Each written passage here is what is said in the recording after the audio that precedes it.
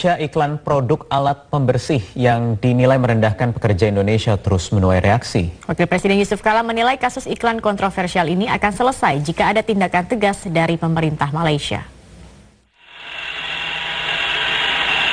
Iklan produk alat pembersih yang diedarkan di Malaysia terus menuai reaksi.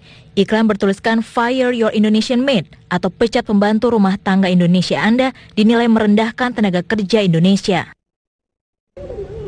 Wakil Presiden Yusuf Kala menilai penyelesaian masalah iklan kontroversial ini tergantung dari sikap dan tindakan pemerintah Malaysia. Ya itu kan iklan, berarti ini menarik perhatian secara komersial, berarti itu tidak etis.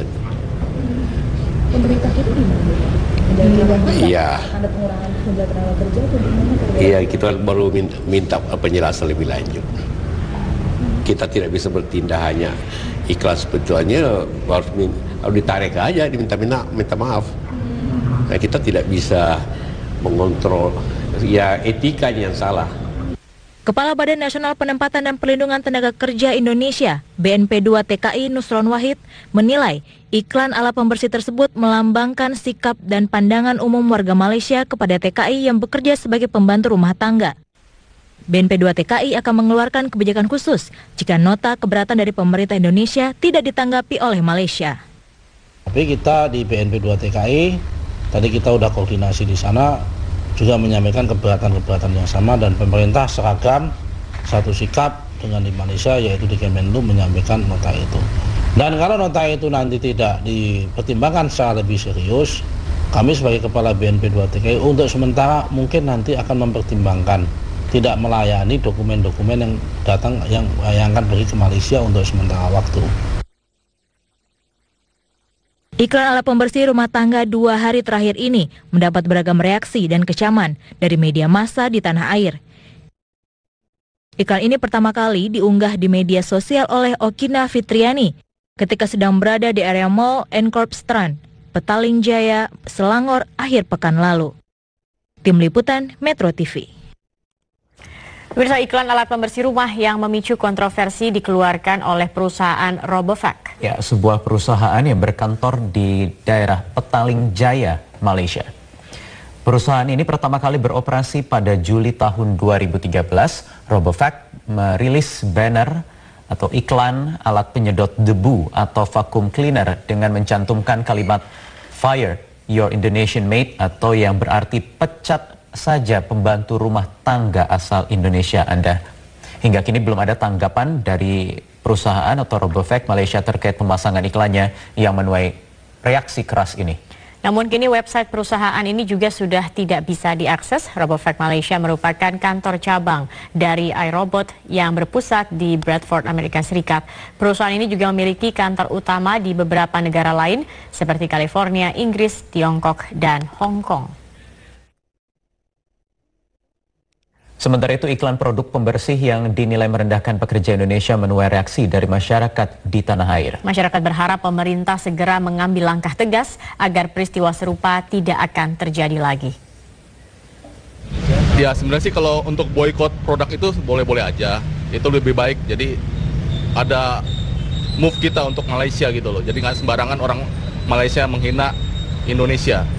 Tapi ya ini juga PR untuk pemerintah juga menyediakan banyak lapangan tenaga kerja, lapangan pekerjaan untuk rakyat kita ini gitu. Jadi istilahnya nggak tergantung sama Malaysia. Merasa terhina lah kan, karena itu warga Indonesia yang seperti dibudakin ya kalau di Malaysia, terus kita dianggap disamakan dengan robot gitu. Jadi ya agak marah lah sebagai warga Indonesia. Terhadap sesama warga Indonesia itu perlakuan yang menurut saya sih sudah tidak ada lagi harusnya yang di muka bumi, karena itu perlakuan seperti perbudakan. Jadi menurut saya itu suatu penghinaan bukan hanya kepada saudara-saudara kita yang bekerja di sana, tapi menyangkut nama baik bangsa kita, menyangkut harga diri bangsa kita. Jadi saya sarankan untuk pemerintah kita melalui Kementerian Tenaga Kerja dan Kedutaan Besar di sana untuk melakukan protes keras terhadap pemerintah Malaysia dan secara hukum segera diambil tindak lanjutnya. Upaya evakuasi korban dan pengangkatan badan pesawat TransAsia yang jatuh di Sungai Kilung, Taiwan ini terus dilakukan. Kondisi air sungai yang begitu dingin menyulitkan upaya evakuasi korban. Upaya evakuasi pada hari Kamis, hari kedua pasca kecelakaan, terkendala kondisi air yang begitu dingin. Kondisi ini akan menyulitkan tim SAR yang berupaya mengevakuasi korban. Namun pada Rabu malam, tim SAR gabungan berhasil mengangkat badan utama pesawat TransAsia. Ya, 2 black box pesawat TransAsia sudah diambil dan akan diproses untuk investigasi penyebab kecelakaan pesawat.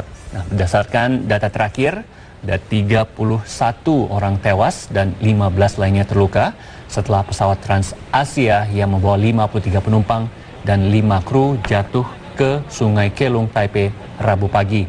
Nah, pesawat TransAsia jatuh pada pukul 10:55 pada Rabu pagi waktu setempat atau hanya 10 menit setelah lepas landas.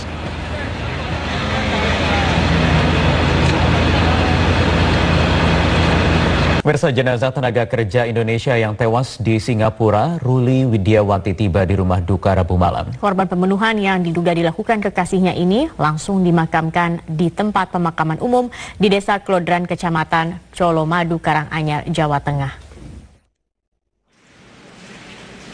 Jenazah Ruli Widiawati, tenaga kerja Indonesia yang tewas di Singapura, tiba di Bandara Adi Sumarmo Solo pada Rabu petang melalui kargo pesawat Garuda Indonesia. Jenazah Ruli Widiawati dijemput keluarganya untuk segera dibawa ke rumah duka di Desa Klodran, Kecamatan Colomadu, Karanganyar, Jawa Tengah. Ruli Widiawati diketahui tewas di sebuah hotel di kawasan Gelang, Singapura. Dugaan sementara, Ruli Widiawati dibunuh kekasihnya, seorang warga India yang juga mengakhiri hidupnya usai membunuh Ruli. Ruli telah bekerja selama 4 tahun di Singapura. Belum lama ini, Ruli sempat pulang ke kampung halamannya untuk berlibur dan bertemu keluarganya.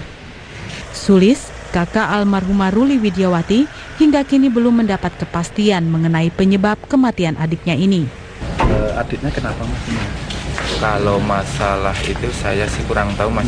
Sebenarnya saya juga nggak tahu ada berita-berita itu. Masa saya juga baru pulang dari perantauan kan, sudah pas nyampe. Kalau keterangan yang diperoleh dari keluarga? Kurang jelas juga, Mas. Sudah kerja berapa tahun di Singapura, Mas? Kalau di Singapura dulu udah 4 tahunan. 4 tahun.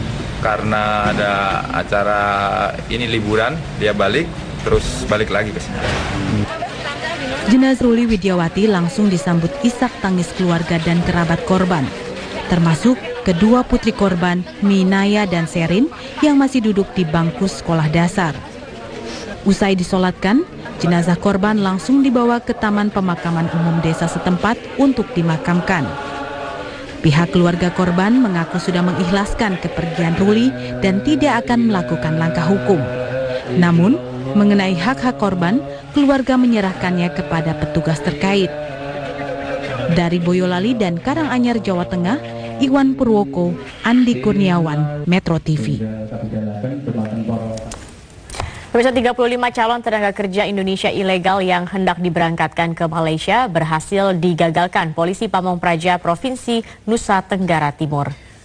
Para calon TKI ilegal ini diamankan karena tidak mengantongi surat resmi ketenaga kerjaan ataupun paspor. Bahkan di antaranya terdapat 2 calon TKI yang masih di bawah umur. Rencananya mereka akan diberangkatkan ke Malaysia dengan menggunakan kapal Umsini melalui dermaga Tenau, Kupang. Modus yang digunakan, biasanya mereka akan diberangkatkan ke Kalimantan, namun setelah kondisi aman, mereka akan dikirim ke negara Malaysia sebagai TKI ilegal. Hingga kini ke-35 calon TKI ilegal ini masih diamankan di kantor Satpol PP Provinsi Nusa Tenggara Timur. Setelah mendapat pembinaan, mereka baru akan diserahkan ke pihak Disnakertrans Provinsi Nusa Tenggara Timur untuk diproses lebih lanjut.